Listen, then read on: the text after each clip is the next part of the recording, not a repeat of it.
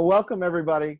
We're going to launch off this second webinar, and we're excited to have Ali Sokolowski from Project Transformation. Ali is has her master's in social work, and she has a certification in adverse childhood experiences and the effect of trauma on children and adolescents. I just wanted to welcome you in. If you have questions once and you're watching this as a recording or you're listening to it as a podcast, if you'd like to email those questions to us, you can send those to brad.fiscus@tnumc.org, and you'll find that information on the website. So Ali, we want to welcome you, and you have the screen, so to speak. Thanks, Brad. And thank you all for joining. I'm so excited to be here. This is one of my most favorite things to talk about. And so I'm excited to spend the next hour with you. I want to take just a second and tell you a little bit about myself, how I got here and why I'm passionate about this. So like Brad said, before that, I got my bachelor's in social work at Florida State. Had interned with Project Transformation for a couple of summers and knew that I was being called back to continue serving. And so accepted a full-time position with Project Transformation as their director of programming. I got my master's in social work, like Brad said, with a certificate in trauma, and just really started to dive deep into this material. Really seeing the importance of it with the kids that we worked with, and knew that this had to become a part of our narrative. And so I'm going to tell you first a little bit about PT. So PT is, we do summer and after school programs. So the best way to understand PT is by understanding our 3 C's. So we employ college-age young adults from around the country to come and run our 8-week-long summer and year-round after-school programs, specifically designed for children in low-income communities. And the most interesting part of our model is that we house these programs in churches that are struggling to connect to their changing community. So these churches have the desire to connect to their community, just not the manpower to run a summer or after-school program. So we come in and hope that by running our program, we'll help them to build these relationships and better understand the dynamics of their community. So I'm going to go ahead and share my screen with you, and we will jump in and get started. So why? Why is this important?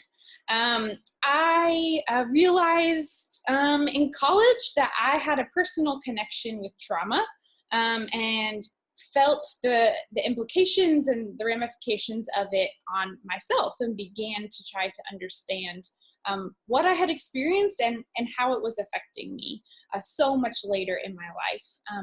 I realized I was so passionate about it, got my degrees, and as I was reading my textbooks, was realizing and seeing pictures of these kids that we work with at PT, thinking, oh my gosh, we talk so much about literacy and how important literacy is, and it is, but how do we expect kids to engage in literacy activities when we're not acknowledging their stories and the things that they've experienced? So the past 2 years at Project Transformation, we have begun to lift up social emotional learning and trauma as equally as important as literacy in what we do. And so we believe that our kids and our youth that we work with deserve for their stories to be acknowledged each and every day that they walk in our doors. The leave things at the door and just focus on school and academics just isn't a reality. And so we are really grateful that we have the chance to kind of slow our pace a little bit and focus on relationships and get to know our kids. So I want to start by doing an activity, if you will. And if you have a piece of paper, that would be awesome. It doesn't have to be any special paper, but if you'll just fold it as if you were making it into a square, and rip off that bottom piece so that hopefully you have a square piece of paper like this. It doesn't have to be perfect, just as close to a square as you can get it. And once you have that square piece of paper, We're gonna fold every corner into the center, just like this, almost like you're doing some origami. But when you're finished, it should look just like that. So every corner into the center.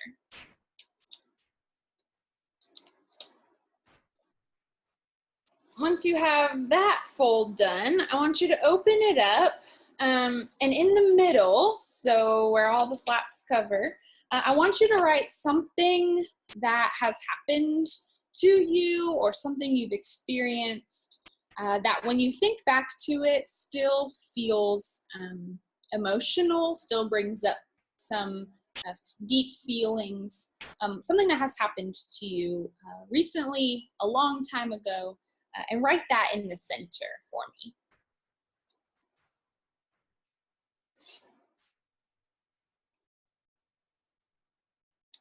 We're not going to be sharing these or anything like that, so feel free to write whatever you'd like. And then once you've done that, pick one flap, and on the top part of the flap up here, if you will write on the top part of the flap some sort of comfort food that you really, really love. So maybe that is, for me, it's mac and cheese, but whatever your comfort food might be, write that on the top of the flap. And then on the next flap, if you will write a place in your house that is comforting to you. So where do you go when you have had a really long, crazy day and you just need to relax? Maybe it's a certain chair, maybe it's a porch. Where is that for you in your house? The next flap, I want you to write someone that you trust wholeheartedly. So you need something or something happens, who do you call? This person is your go-to person. Write that on your next flap. And then you should have one flap left, hopefully. And that flap, I want you to write something that you love doing outside. So it's Saturday, beautiful weather. What are you gonna do outside? Okay, so hopefully you have something written on every flap. You have that thing that has happened to you in the middle. And I want you to just imagine with me that you are about an 8-year-old child. You live in a pretty volatile home situation. You hear your parents arguing quite a bit. You're not sure what exactly is going on, but your parents tell you that tomorrow when you get home from school, we actually have to move. So we're gonna go live in a hotel for a little bit. It'll be really fun, but we need to pack up all our things tonight because tomorrow we need to move. And so they said that, you know, money is tight right now, and we need to make this move. And so that place in your house that you really, really love to go when you feel overwhelmed and have had a long day, I want you to tear that flap off of your piece of paper. And as we're doing this, just be aware, how are you feeling as we're tearing these pieces off? So at this new place, your parents aren't really sure of the area. We're not really confident. I don't know our neighbors well, and so we need to just stay inside for the time being until we get to know the area. So that thing you really love to do outside, go ahead and tear that piece off as well. You had to make this move because we couldn't afford to pay rent anymore where we were, and so that comfort food that you really love just isn't going to be a necessity right now. So go ahead and tear that piece off. And then mom and dad have told you that they know that things are a little tense right now. And so things that you're hearing them say and things that are happening, we need to just keep in our house. And so nothing that is said should leave our house. And so that person you trust and is your go-to person, go ahead and tear that off. So what you should be left with now is that thing that happened to you that still has some emotion attached to it, exposed. And so I want you to just think about this activity in relation to how some of our kids or youth are coming to us every single day. That thing that has happened to them last night or 3 weeks ago or 5 years ago sometimes is raw and exposed, and we're expecting them to just sit and engage and pay attention. And so think about that as you're dealing with behavior that is challenging or disengaged children. Why? What might be the why there? So I hope that that is helpful to just give you a little bit of perspective, and thank you for participating in that. We're going to move along, and I'm going to tell you about David. David is one of my friends at Project Transformation. He is one of our participants in our summer and after school program. David came to us about 3 years ago. He began to quickly share his story with us. So David's father is out of the picture. We've never seen him, never heard about him. David has talked about his mother, that she's in prison, and he has never visited her, but he knows that that is where she is. David lives with his grandmother. His grandmother is a very, very kind woman. She has some mental and physical disabilities, so it makes her caring for him a bit challenging. David has talked of some fire that he was a part of as a child. We're not sure exactly what that means, but he references that often in moments of high stress. David often talks about killing himself, so that has been his coping mechanism. It was in the 3rd grade when he came to us and was reading on a kindergarten level. So we're going to keep David in mind as we go through this content, knowing that David brought some really challenging behavioral needs due to the trauma that he had experienced. And so as we think about David, and as you're probably thinking about some children or youth that you have worked with that have been exceptionally challenging, I want us to recognize that participants come to our church or program socially and emotionally impacted by their environment and their experiences. And what I really love about this information is that it's applicable to any age. So children, youth, young adults, and adults ourselves, all of this information applies to us. We've experienced things and have seen it impact the way we engage with others. So I'm going to begin by talking about trauma. What is trauma? Trauma is the unique individual experience of an event or enduring conditions in which the individual's ability to integrate his or her emotional experience is overwhelmed. And the individual experiences a threat to his or her life, bodily integrity, or that of the caregiver. So that's a lot, but to break that down, essentially it's that you are in an experience of some sort that is threatening to your life, bodily integrity, or to someone that you are related to or care about, and the feelings of it are overwhelming and cause an emotional reaction. So the important thing to know about trauma is that there are traumatic events that we can think of off the top of our heads. These are just a few of them. But what is traumatizing for me may not be traumatizing for you, may not be traumatizing for your brother or sister or a friend. It just completely depends on the individual person and how they interpret the experience. So when you hear of tragedies that happen around our world, it's important to remember that each person interprets that event differently. So when someone is sharing information with you about a traumatic event, it's important to always listen to their reflections of it and not put yourself or make your own assumptions about how they would have reacted. So this trauma piece leads us to talk about adverse childhood experiences. If anyone is familiar, ACEs are becoming a more commonly talked about phenomenon. So this was a study done by the CDC and Kaiser Permanente. So they studied 17,000 people. And before we make any assumptions about who these people might have been, it's important for us to know that they were primarily white individuals. They were upper middle class, and they were all college educated. So mainly they were all actually working at Kaiser Permanente. So they studied to see if they had any type of abuse, neglect, or other traumatic experience that happened to them before the age of 18. So they gave them a 10 questions survey and asked them if they had experienced a certain number of events. And so the events are listed here. So you'll see they're categorized into 3 different areas: abuse, neglect, and household dysfunction. So typically we think of the abuse and neglect events as being your common forms of trauma or abuse.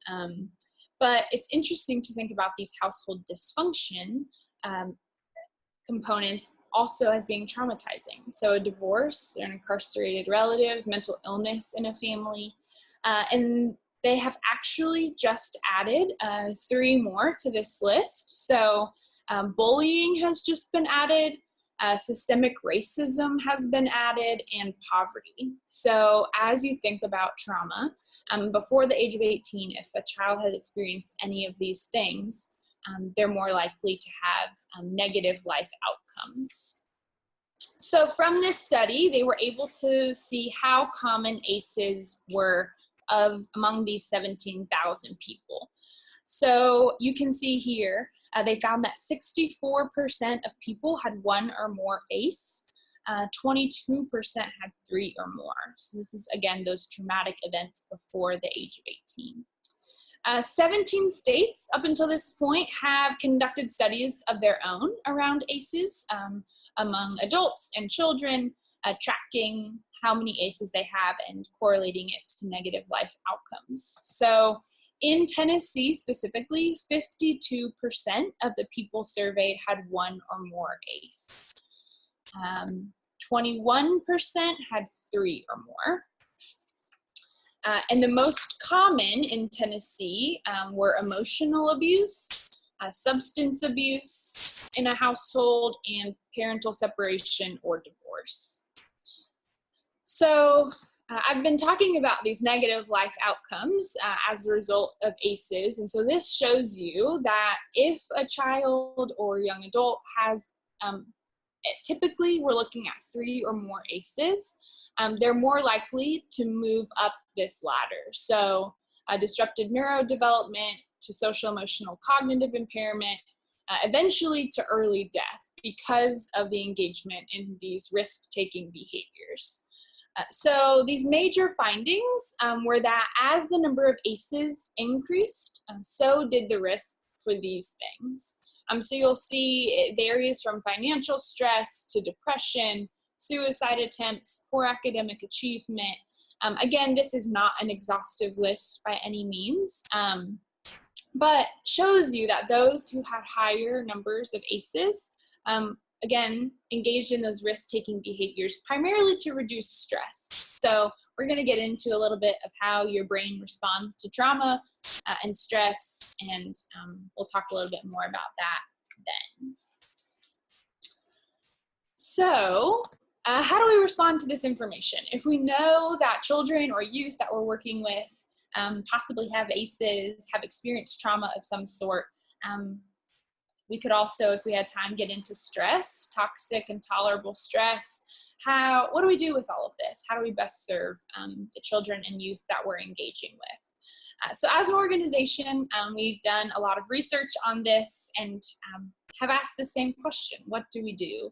And so we have decided and moved in the direction of social emotional learning. So this, again, is the response to trauma and ACEs. What do we do? So social emotional learning is the process through which children and adults acquire and effectively apply the knowledge, attitudes, and skills necessary to understand and manage emotions, set and achieve positive goals, feel and show empathy for others, establish and maintain positive relationships, and make responsible decisions. This is defined by CASEL, which is the Collaborative for Academic and Social Emotional Learning, and they are like the lead researcher on this topic right now. So they've compiled all of this data around ACEs and trauma and said, okay, if we know how it affects brain development and we know how it affects behavior and the ability to engage in your everyday activities, how do we best support students? And so these things that I just listed in this definition, I remember reading this for the first time and thinking, gosh, I wish someone would have focused on all of those things with me as a child. And this is exactly what I want project transformation to be for our kids. And so Castle has developed this wheel that helps you figure out how to implement social emotional learning into your program. And so I think this is really applicable no matter what setting you're in, to just think about these things as you're interacting with students. So the interesting thing about this wheel is it's color coded and you actually move counterclockwise through it. So you begin at self-awareness and eventually get to responsible decision making. So what Castle is proposing here is that one would have to be self-aware before they can self-manage, and before they can be socially aware, before they can develop relationship skills and then make responsible decisions, which makes sense if you think about it. So much of interacting with others involves self-awareness, but that is an incredibly difficult thing to teach a child, as I'm sure you know. And so I want to talk about each of these pieces just a little bit. Self-awareness, what does Castle define that as, and what does that mean? So essentially, we're helping students and young adults to identify their emotions. That is the basis of self-awareness. What are you feeling? It has been shocking to me as we have implemented some initiatives into our program around social emotional learning, how few of our students are able to put words around what they're feeling. They have no idea how to talk about anger or sadness. And so just beginning to help identify emotions, self-confidence piece, recognizing strengths, and then understanding how that influences your behavior. So when I'm angry, how does that influence my behavior? That is all encompassed in self-awareness. Self-management is then being able to regulate one's emotions. So knowing that I'm angry, then how do I regulate it? Would be self-management. That impulse control, self-discipline, even goal setting falls under self-management. So being able to work toward personal or academic goals. Social awareness is next. So the ability to take the perspective of someone else and empathize with others. This is a really hard thing to teach. So often, I'm sure you know, you work with children maybe who have experienced trauma or maybe not, and they do something mean to another child and it's an I don't care. Like, I don't care how they feel. And so how do we begin to take a step back, build relationships, work on that perspective taking and empathy. The Momentous Institute in Dallas, Texas actually just released a really awesome research study on the link between gratitude and building empathy. So if we engage in daily gratitude practices, we can actually increase our empathy for others. And so what an easy and awesome thing to do with students, just at the end of every day or end of every session, whatever time we have with them, engaging in a daily gratitude practice.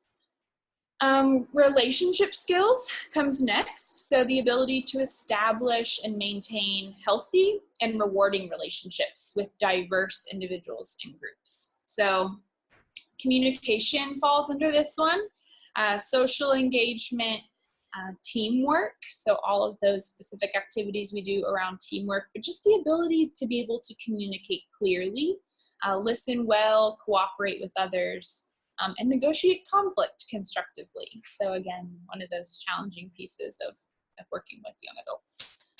And then lastly, responsible decision making. So this is the ability to make constructive choices about your personal behavior and social interactions based on social norms. So identifying problems, analyzing a situation, solving problems, evaluating, reflecting on it.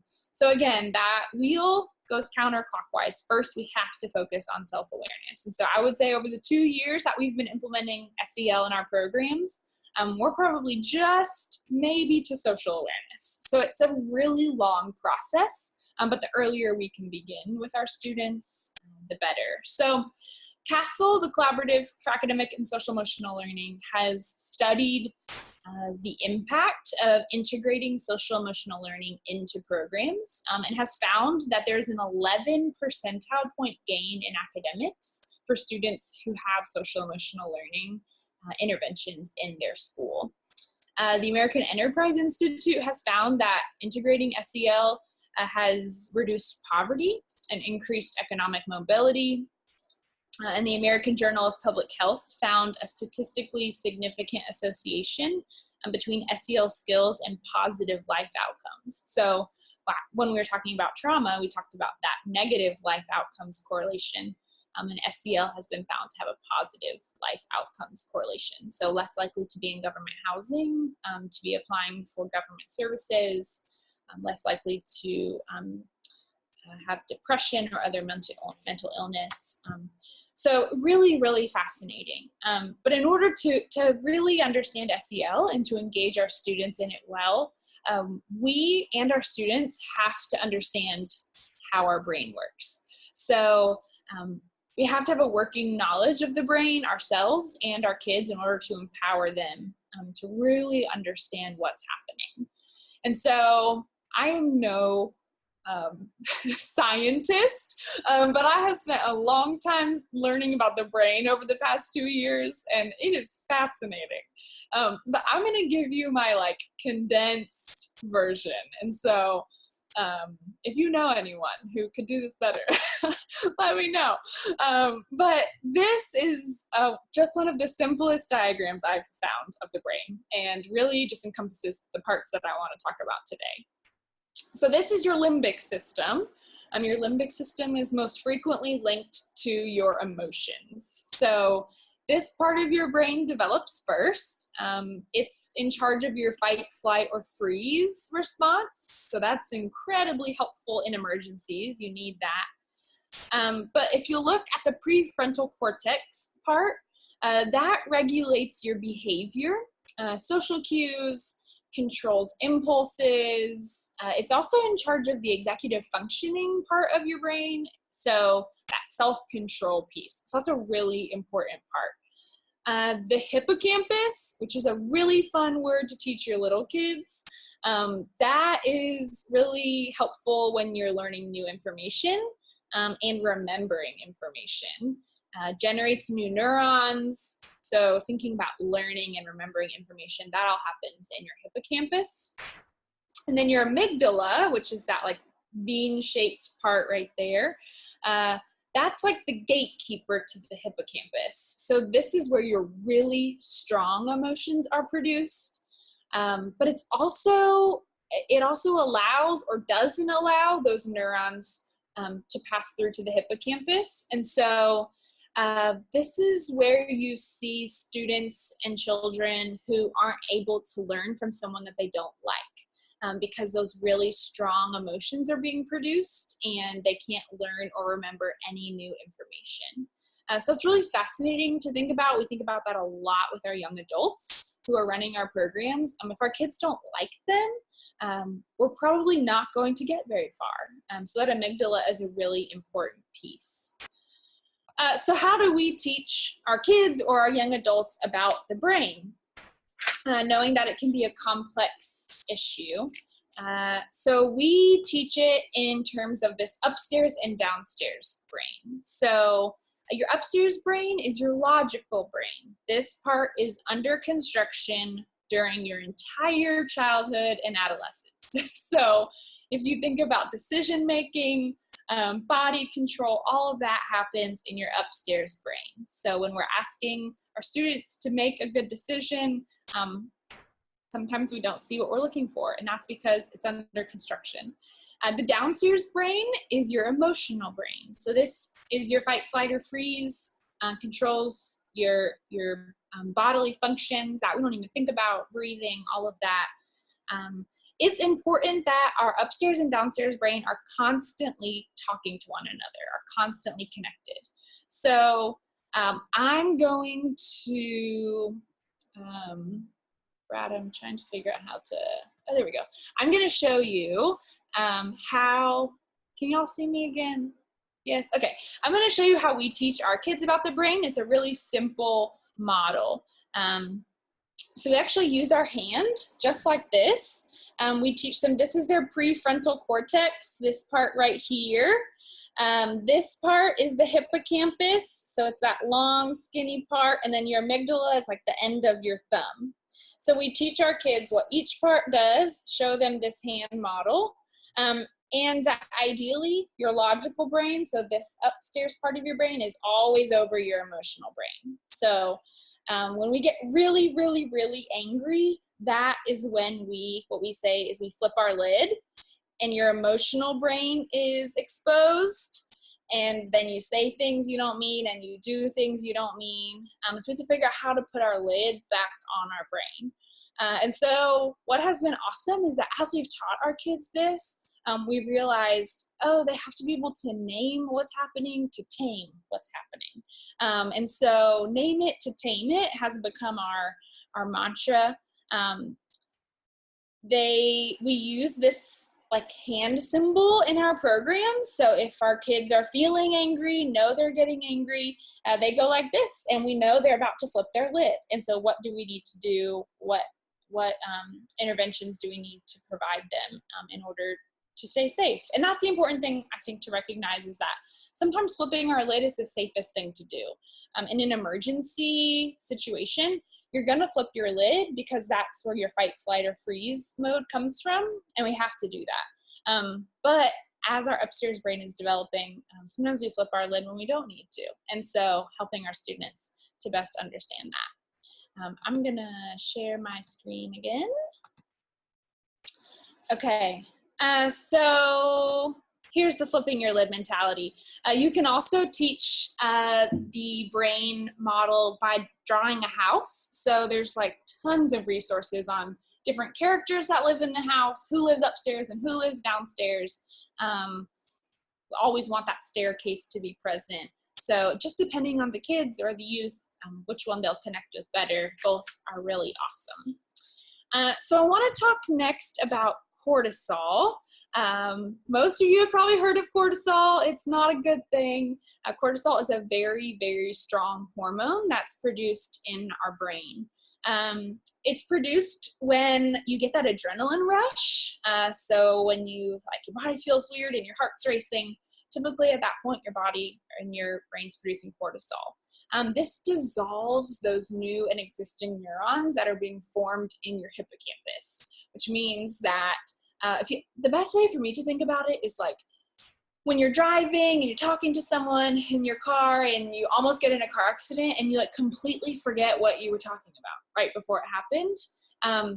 It's just this dissolving whatever you're learning. So those new and existing neurons. And if a child is in that fight, flight, or freeze mentality, their brain is bathed in cortisol. So they are constantly scanning their surroundings, looking for danger. This is a really, really strong hormone that we don't want to be present. And so when I talk about some SEL interventions, I'm going to talk to you about how that kind of combats cortisol. But next I want to talk about the word dysregulated. So this I came across as I was doing this research. I just never loved when we talked about our kids as being crazy or out of control. That just never sat well with me. I just always thought, like, what about that is redeeming? How do you come back from being crazy or out of control? And so I came across this word and thought, yes, that is so much more empowering, that I'm just dysregulated. You're just dysregulated, and we can re-regulate and be ready to go again. And so we have completely done away as an organization with talking about our kids as being out of control or crazy, but they're just dysregulated today for whatever reason.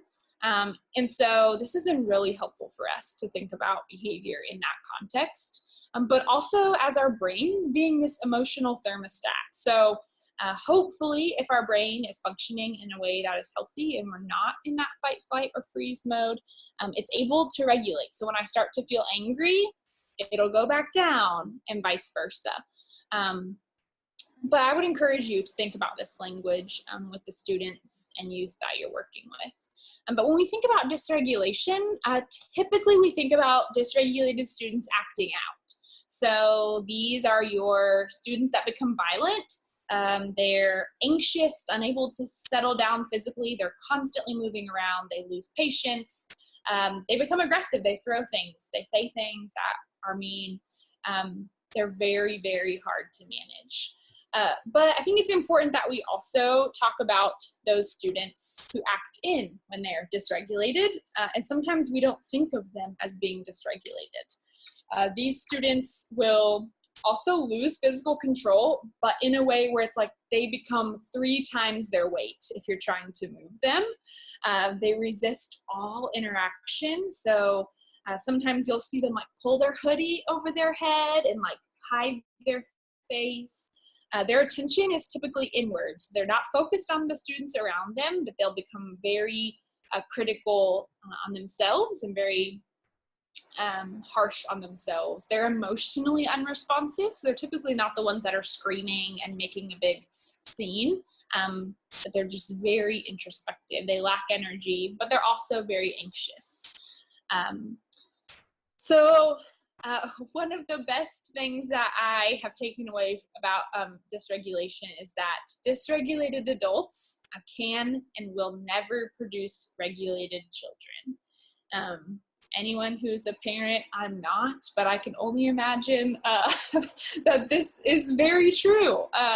If you yourself are dysregulated and trying to teach a classroom, lead an activity, interact with a child or a young adult in any way, and you're dysregulated, there is no way we can help them to become re-regulated themselves. And so working with young adults running our program, they're dysregulated a lot. And so we have to help them figure out how to become re-regulated themselves. What does that look like? And take that really seriously, that if you're dysregulated, sometimes it's best for you to say, I need a minute and walk away. And that's more valuable than trying to engage from a place of dysregulation.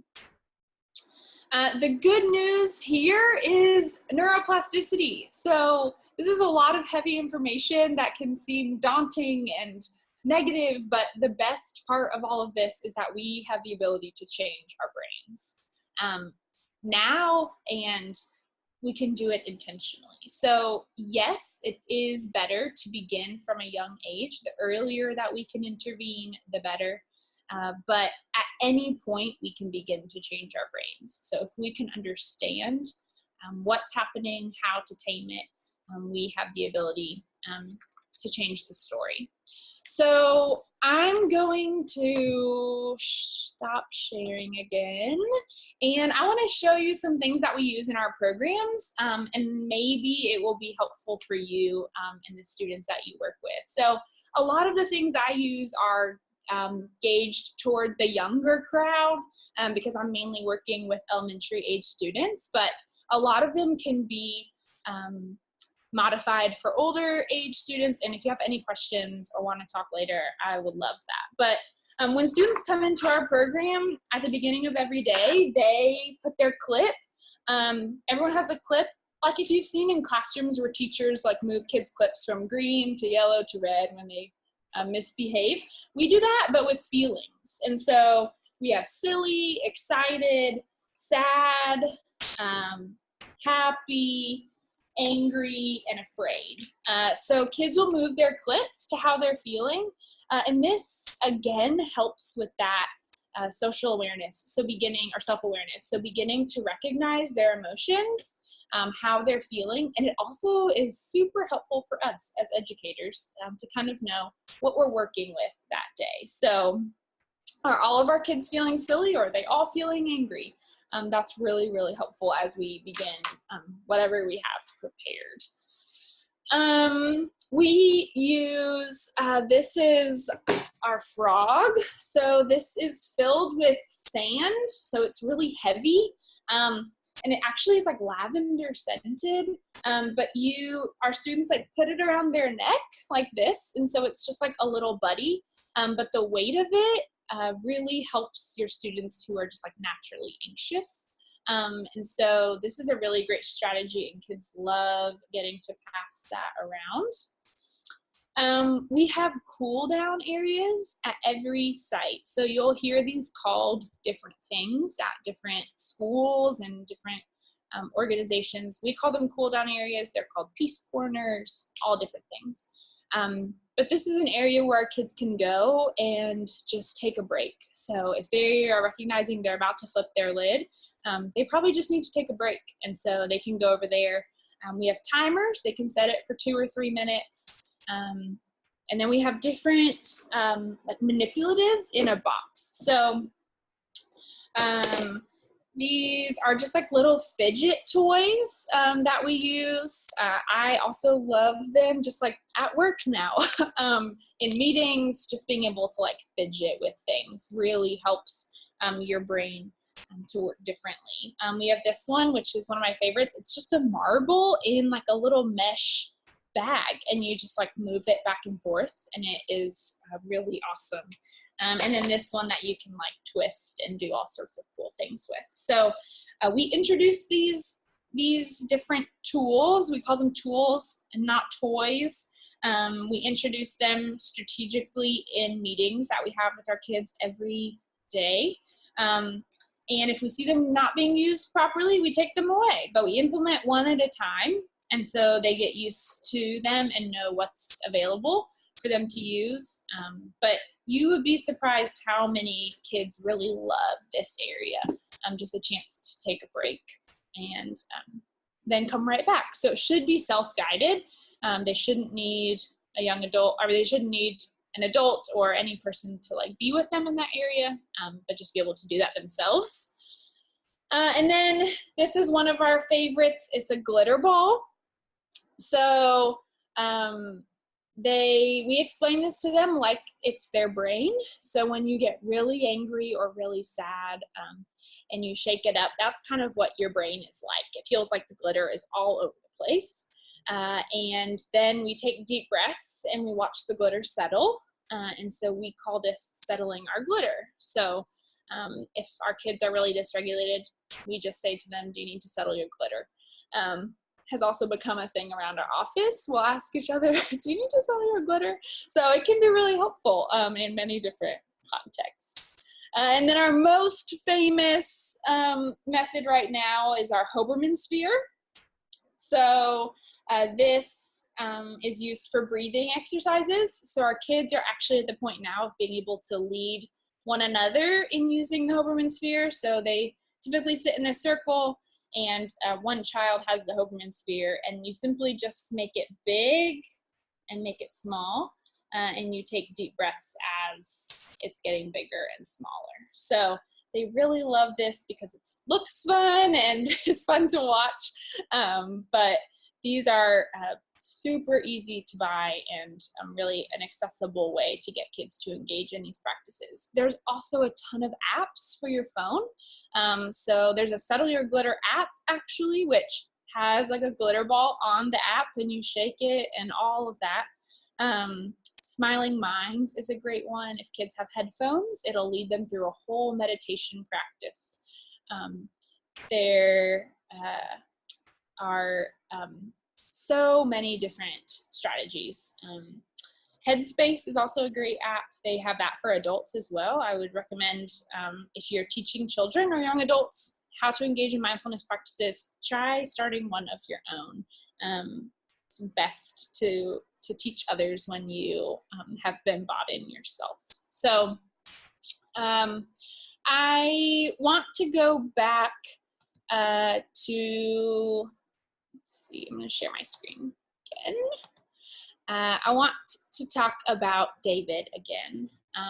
So David, I shared with you before about David at the start of this hour. David is now living with his grandmother's foster parents. So David is in really great hands with them.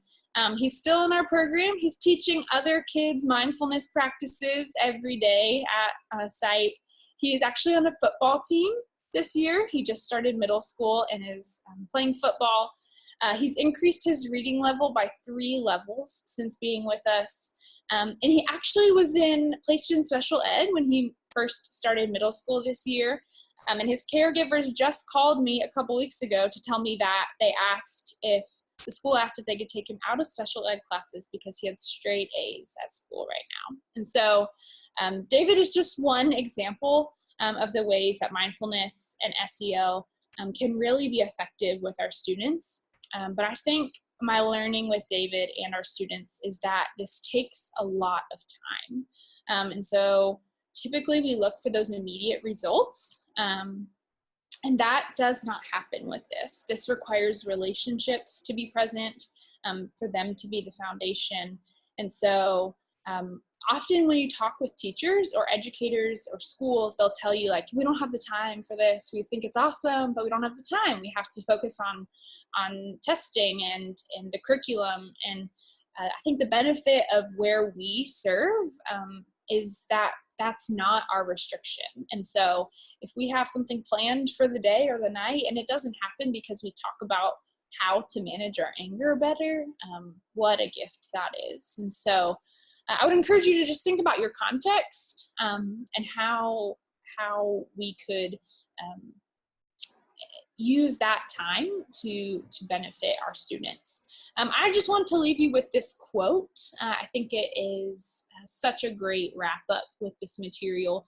It says, treat people as if they were what they ought to be, and you help them become what they're capable of being. And so anytime I engage with our students, I think about this. I know what they're capable of being, and I think our kids deserve to be for us to engage with them in that way. One segue from this, and this could be a whole nother webinar, Brad, but from all of this, we kind of get to reevaluate our discipline practices. And so the important thing about SEL is you can't just implement it here and there. It has to be a holistic implementation and approach. And so what goes along great with social emotional learning is restorative practices. And so you'll hear about this probably most likely in like the restorative justice model that you hear used in the criminal justice system. But we use that with our students at Project Transformation. So we're moving away from suspensions and expulsions, knowing that we want our students in our programs and not out of them. But how do we focus on relationships and mediation, bringing our students together to talk about what happened instead of taking them out of our programs? So that's all I have. I hope that is helpful to just give you a little bit of context. And yeah, I'd love to answer questions. Wow, that's great stuff. I've so many notes I've taken. So, and I'm excited to share this out. And I know that Micah asked a question earlier. Yeah. And Micah, do you want to ask it, or do you want me to go ahead and ask it? You can come on video if you want to. If you're, of course, you need to be hopefully wearing clothes. So that's the cool thing about this. But he asked. There he is. He's coming. I see him. See his screen anyway. And unmute him. Are you there, Micah? Oh. Yes. Hello. Oh. Hey, there you are. I don't see you, but I hear you. Yeah, I don't know. I think I got a camera thing going on with the computer. Okay. I think that's why. Yeah, that's my excuse for not coming on earlier with the video. Okay. Yeah, I just had a question. Trauma, there was like a list of the various things that sort of are associated with trauma. Yeah. So I just had a question in terms of loss. Have you seen loss as in association with trauma? Absolutely. Okay. Yes. That is an incredibly traumatic event, especially losing someone who is a family member or related or close to you in any way. Yes, 100%. Cool. Yeah. Allie, now I'm a Project Transformation board member, so I know where some of our sites are, and I know some of the neighborhoods that we're in. So how do you see, so a lot of times this trauma is stuff that's happened, we think about it happening in their past, but for some of these kids, it's also happening in their present. Like you hear shootings in neighborhoods and things like that. So what do you see as the impact or the dysregulation that happens to a child that's come in from something that's happened that morning or that day or whatever? So Yeah, that's a great point. every community, like you said, looks different. But I will say specifically our East Nashville and Madison locations, we see students come in who have experienced trauma the night before. And what is really difficult is that we don't know about that unless they share that with us. So a side note is that Metro Nashville Public Schools actually just implemented what they're calling Handle with Care. So the Metro Police notifies school administration now if a child has been involved in any sort of traumatic event with them, so that hopefully when that child arrives at school the next morning, they're able to provide necessary services. But for us, it looks different. I will say typically if a child has experienced trauma the night before, they're probably dysregulated and acting in. We typically see them retreating. They're trying to process what just happened. And then it seems that the further they get from it, the more that they tend to act out. So I would say right away we see acting in, like, something must be off. But it really just depends on the student. Some of them act out right away, and we're able to talk with a parent and say, we're seeing these behaviors. Is everything okay at home? Is there anything we can do? And then sometimes they'll disclose to us things that have happened.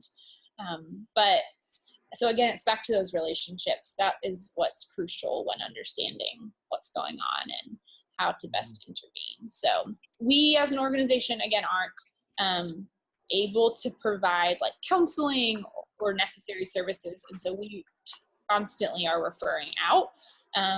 And sometimes that's just the best thing that you can do. All right. Kayla had a question. Do you want to ask it, Kayla?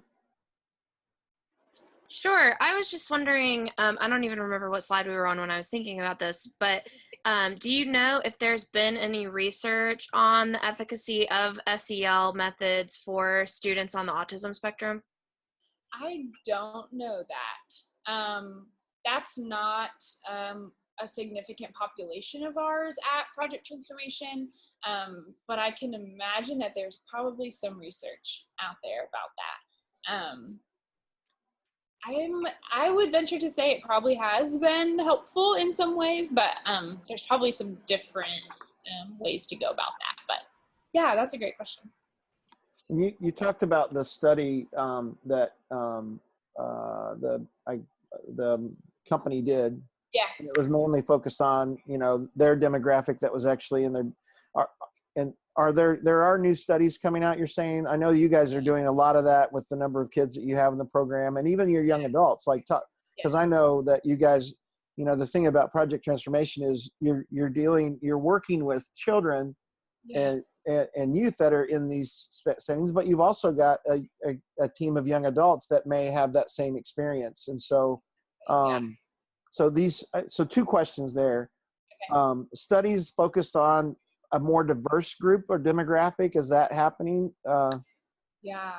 Yes. So as different states are beginning to conduct their own research, I think we're seeing a more diverse sample size and population coming from those studies.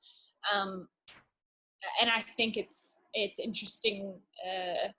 We don't have time to get into it today, but you can see the different relations of even different geographic areas, different races, different socioeconomic statuses, and the number of ACEs that they have. And so I think it's interesting as we know the context that we're working with, how do we intervene differently? So because one of the settings that we have now, like we have our inner city settings where it would be, in Nashville, inside Nashville. And then we now have a rural setting outside of Nashville that's more of a small town feel, away from not even a suburb of another town, really. And so how are you seeing the relationship between Nashville and more rural settings in this experience?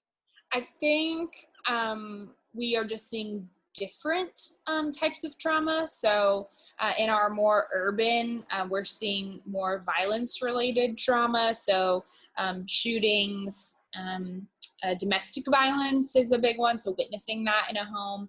And then in our more rural settings, I think you're seeing more of the substance abuse. You're also seeing that in your urban settings. But the divorce, some emotional neglect. Yeah, again, just really depends, but typically not as noticeable in the rural settings is what at least we're noticing from this past summer. It's more prevalent and just prominent in the urban settings. So if anybody else has a question, that's fine, but these are just popping up. Talk a little bit about, because you all do work with young adults too. The young adults are serving, and these young adults are from all over the United States and Southeast especially. But handling social emotional learning with a older group that you're trying to put into service. Can you talk a little bit about that? Yes. So I think the biggest thing we learned this past summer is how important buy-in is from our young adults, from our staff, from the entire organization. But how important it is that we are teaching our young adults regulation techniques and self-awareness. Because if they're approaching our children from a state of dysregulation, we're going to get nowhere. And so that buy-in piece is really important. This is a totally new approach to things, and especially the discipline side. Most of us are used to a punitive discipline model that when you do this, these are the consequences, whether they're logical or illogical. And so it's just that buy-in piece is really important. But it's interesting how it kind of brings up some of their own trauma. And so we've had to learn and had to provide the resources for our young adults to begin to work through these things within those 8 weeks that they're with us over the summer. So it brings up a lot of different dynamics. Yeah, because that line, I was a public school teacher for 13 years before I was a stay-at-home dad and then in the ministry. And I know that my attitude of how I started the day, especially when I was teaching middle school, and actually middle school was probably, I could be a little more dysregulated. But in high school, in the classes that I taught there, especially the freshman classes, I had to be very well prepared emotionally before I started that day. So if there was a disagreement on the way, like Shelly and I got in a fight or whatever, I had to figure out how to settle it before I got there, so I wasn't dysregulated. If I had a nasty drive into work, and so on. So I just love that dysregulated adults will never produce regulated children. I totally agree with that. And I think that's one of the challenges that we face a lot of times, especially in youth ministry. I hear a lot about challenges in youth ministry about just behavior and really keeping focus, and I think sometimes they are reflecting the focus of the lead people, and that may be the youth minister that's up leading, but also it could be that they're reflecting or mirroring the volunteers that are sort of sitting in the periphery, not engaged, right? And I was always big about, like, my volunteers, I wanted you in the discussion, not standing at the door. I wanted you focusing. If I was speaking or if they were speaking, we modeled respect, right? And I think there's so much importance that we have to point out about that, because we sometimes discredit that, I think. Absolutely. So. Yeah, I think you said it really well. We see it a lot with our interns. I always tell them, like, you have to have more of like a poker face. They get frustrated and they roll their eyes, or they say like, oh my gosh, or things like that. And our kids feed off of that negative reaction. So yeah, absolutely. Well, I've monopolized. Micah, Julie, Kayla, any? I have one quick question, or it's sort of two-part. So I stepped into youth ministry. So I'm at a larger church. We probably have 55 kids total or something. Director of youth ministries there. So I came from a world of counseling into youth ministry. So the thing that I struggle with most often is, how do I take this and first sort of market it as something to be useful in the context of youth ministry, And second, how do I use it in practical ways? And that's that's a lot in terms of question, but I'm just curious as if anybody has some feedback there. Yes. My first suggestion would be reading a couple of books that I've read that have been incredibly helpful for me. So Whole Brain Child is one. Yeah. If you've read it by Susan Kaiser Greenland, or by It's a blue book, right? Yes. Yeah. Okay. Yeah. That one's incredible. But Susan Kaiser Greenland makes mindful games. It's a book, but also cards. And so the way I've seen it integrated into like older students in classrooms and whatnot is that they do that just like as a part of their schedule. So at the beginning of a lesson or whatnot, kind of as a transition, one of these mindful games cards, and it leads you through a different mindfulness practice. So it's not the same thing every day, but it's just something different. And so I have less experience with middle schoolers than I do elementary, but I would just say I think teaching about the brain is where you have to start. So I don't know how that fits into what you guys are probably doing, but I think that's where you have to start in getting some interest there. And then once they feel ownership of that, kind of integrating these different practices. So I don't know if anyone has. I think sort of what I heard there was a lot of times the way that we organize our youth group setting is if we are starting out with the game and we get them all we're sort of getting them their energy level going, right? And then we're saying, oh, now it's time to be quiet. And now it's time to calm down. Yeah. But like at the Global Leadership Summit, and Julie might have to tell me because I don't remember the lady's name, that talked about white space. And she talked about, I think it was Alan Funt's daughter. I think that's who it was. Remember Alan? You guys might not remember him, but he was a game show host and he did the, anyway, I'm old and forgetful. Julia Funk. Thank you, Julie.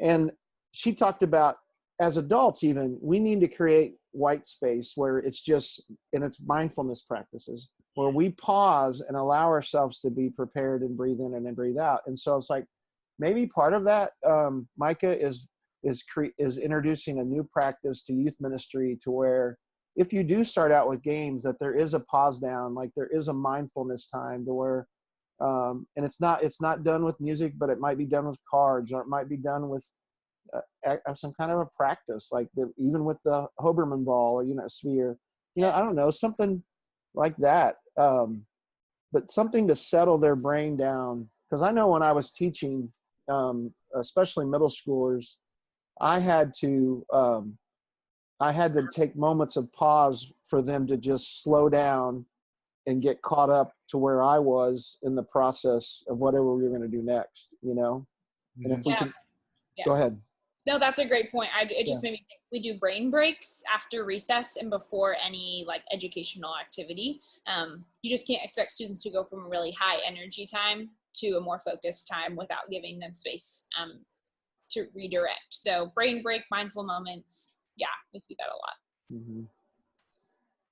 Well, guys, it's 2:00 and this has been so awesome. Thank you all for joining us. These are the upcoming webinars that are November 8th, prayer practices. Lily Lewin, who is a internationally known prayer and sacred space creator, she's going to be sharing about some practices that we can help engage young people into more creative ways of prayer. And then in December, Warmth and Winter 2018, speaker Brock Morgan has just written a book about the future of youth ministry and his projections on that. He'd written a book earlier called Youth Ministry in a Post-Christian World. And so this is a follow-up to that book. So Youth Ministry 2027.